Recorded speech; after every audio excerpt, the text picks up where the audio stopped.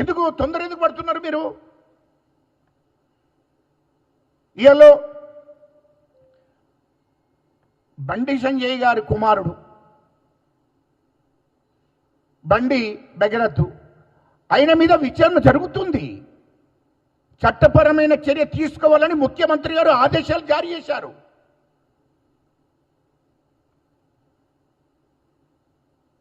ఆయన కేంద్ర హోంమంత్రికి కూడా 100కు 100% చట్టపరమైన చర్య తీసుకోవచ్చని చెప్తున్నాడు.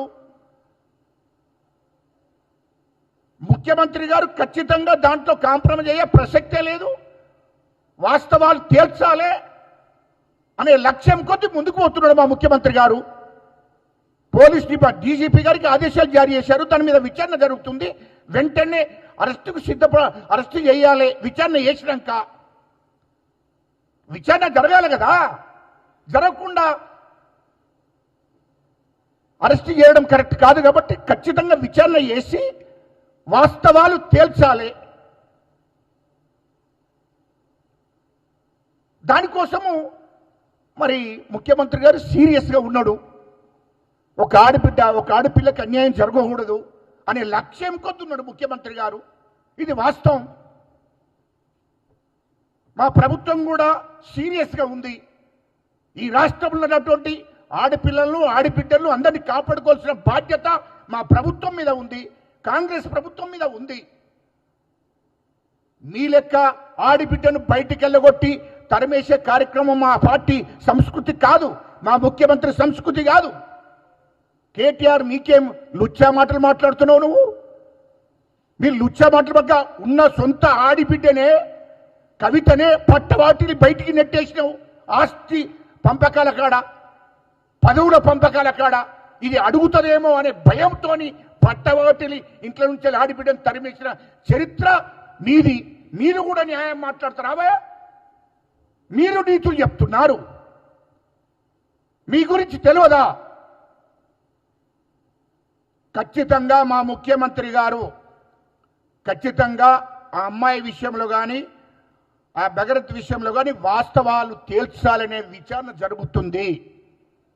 వాస్తవాలు కూడా తేలాలి, తేల్చవలసిన అవసరం ఉంది.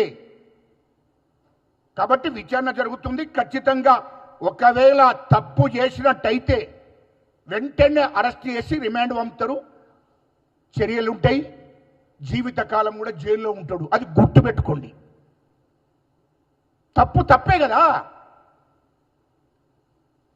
అది వాస్తవం. నీ గవర్నమెంట్లో జరిగింది. మేము ఇది కాదు, మేము ఒక దిక్కు ఏ ఆడపిల్లకి అన్యాయం జరిగిన రాష్ట్రంలో మా రాహుల్ గాంధీ గారు కూడా ఆదేశాలు జారీ చేశాడు. ఈ దేశంలో ఏ ఆడపిల్లకు అన్యాయం జరిగినా, ఏ ఆడబిడ్డకి అన్యాయం జరిగినా ఊరుకుండే ప్రసక్తే లేదు. వాళ్లకు న్యాయం జరిగేదాకా మనం పోరాటం చేయవలసిందే. ఖచ్చితంగా చట్టపరమైన చర్యలు తీసుకోవాల్సిందే. ఈ దేశంలో ఉన్న ఆడబిడ్డలు కానీ, తెలంగాణ రాష్ట్రంలో ఉన్న ఆడబిడ్డలు కానీ కాపాడుకోవాల్సిన బాధ్యత కాంగ్రెస్ పార్టీ మీద, కాంగ్రెస్ ప్రభుత్వం మీద ఉంది. దానికే కట్టుబడి ఉన్నామో ఖచ్చితంగా అది గుర్తుపెట్టుకోవాలి. రెండవది, మేమేదో సక్కటోళ్ళము. మేము మా ముఖ్యమంత్రి గారి దృష్టికి రాగానే 8 తారీఖు నాడు జరిగింది. 9 తారీఖు వాళ్ళు కంప్లైంట్ ఇచ్చిన తర్వాత వెంటనే విచారణకు ఆదేశాలు జారీ చేశాడు. వెంటనే స్వయంగా డీజీపీ గారితో మాట్లాడి అధికారులతో మాట్లాడి వెంటనే విచారణకు ఆదేశాలు జారీ చేశాడు. మా ముఖ్యమంత్రి గారికి ఉన్న చిత్తశుద్ధి. ఇంకా మళ్ళీ మా ముఖ్యమంత్రి గారిని ఎవరికో బండి సంజయ్ గారికి ఏదో మద్దతు చేస్తున్నాడు, ఏదో సపోర్ట్ చేస్తున్నాడు. ఆ కోట్ల రూపాయలు దోపిడీ చేసిన డబ్బును పెట్టి సోషల్ మీడియాలో ప్రచారం చేస్తే అది కరెక్ట్ కాదు. ఏదొక్క రోజు ఆ సోషల్ మీడియాను కూడా బ్యాన్ చేసి వాళ్ళను కూడా చట్టపరమైన చర్య తీసుకునే కార్యక్రమం ఉంది. అది గుర్తుపెట్టుకో. ఇష్టం వచ్చినట్టు సోషల్ మీడియా ఉంది కదా, ఇష్టం వచ్చినట్టు మాట్లాడితే అయిపోతుంది కదా అనుకుంటే కాదు. కేటీఆర్ అంతా నీ గురించి తెలుసాయా? నువ్వు తొందరపడకు. మొత్తం నీ చరిత్ర ఏదో పెద్ద నీతి పరువు లెక్క మాట్లాడుతున్నావేందా? మీ చరిత్ర మాకు తెలుసాయా బాబు? తొందరపడకు. కేటీఆర్, హరీష్ రావు గారు నీ చరిత్ర మొత్తం మా దగ్గర ఉంది. తొందరపడకుండ్రి. ఏదో ఈ రాష్ట్రం ఉన్న ఆడబిడ్డలకు మీద ప్రేమ ఉన్నట్టు నీ సొంత చెల్లెనే బయటికి నెట్టేసినావు. నువ్వు ఆడబిడ్డల గురించి మాట్లాడుతున్నావు. నువ్వు మాట్లాడే ముందు మేము చెప్తాము, వినాలను, ప్రజలు కూడా తెలియాలి. ఇది రెండవ విషయము. బీఆర్ఎస్ మాజీ ఎమ్మెల్యే వీణాము వెంకటేశ్వరరావు కొడుకు,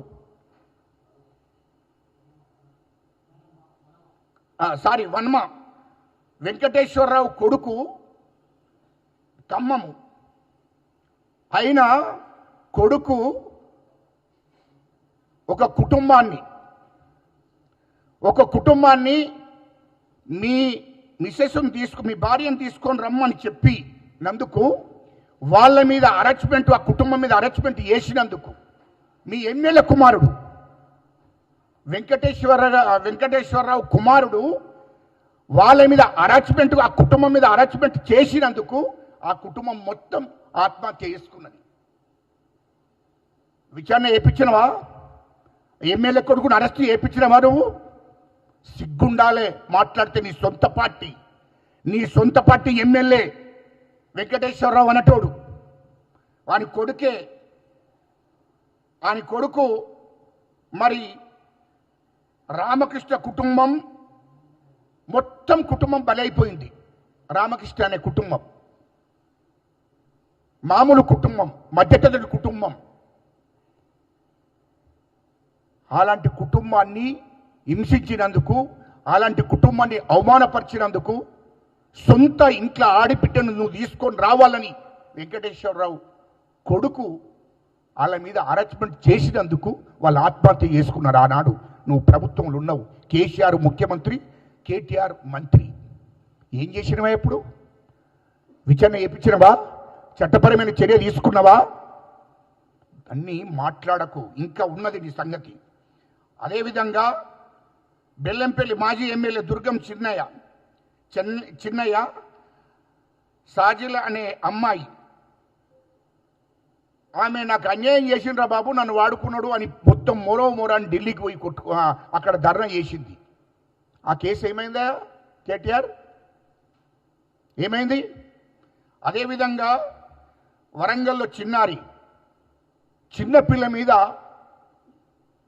ఒక చిన్న మైనర్ పిల్ల, ఆమెను రేపు చేసి అది చేసిండ్రు వరంగల్లో. ఆడు కేటీఆర్ నువ్వు మంత్రిగా ఉన్నావు, మీ అయ్యా ముఖ్యమంత్రిగా ఉన్నాడు, ఏం చేసినావయ్యా నాడు వరంగల్. అదేవిధంగా ఆదిలాబాదులో ఒక ఎస్టీ అమ్మాయి,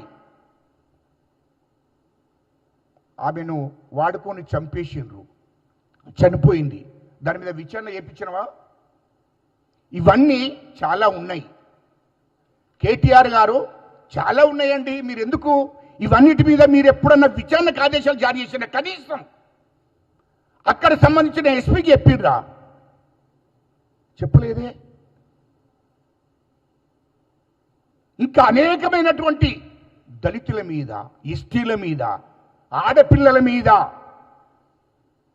నీ 10 ఏళ్ళు ఎంతమందిని అవమానపరిచినా, ఎంతమంది మీద అరెస్ట్మెంట్ చేసినా నీ పార్టీ వాళ్ళు ఎవరి మీద కూడా విచారణ చేయించలే. కానీ మా ముఖ్యమంత్రి గారు తెలిసిన 24 గంటల్లో ఆదేశాలు జారీ చేశాడు. విచారణ జరుగుతుంది దిక్కో, అది గుర్తుపెట్టుకోవాలి.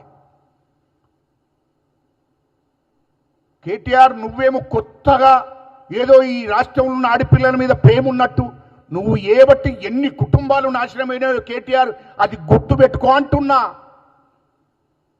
కేటీఆర్ నువ్వు మాట్లాడుతున్నావు, ఎక్కువ మాట్లాడుతున్నావు. మా ముఖ్యమంత్రి గారిని, మా ప్రభుత్వాన్ని మాట్లాడే అర్హత నీకు లేదు. మా ముఖ్యమంత్రి గారికి ఉన్న అంటే గోటికున్న విలువ నీకు లేదు.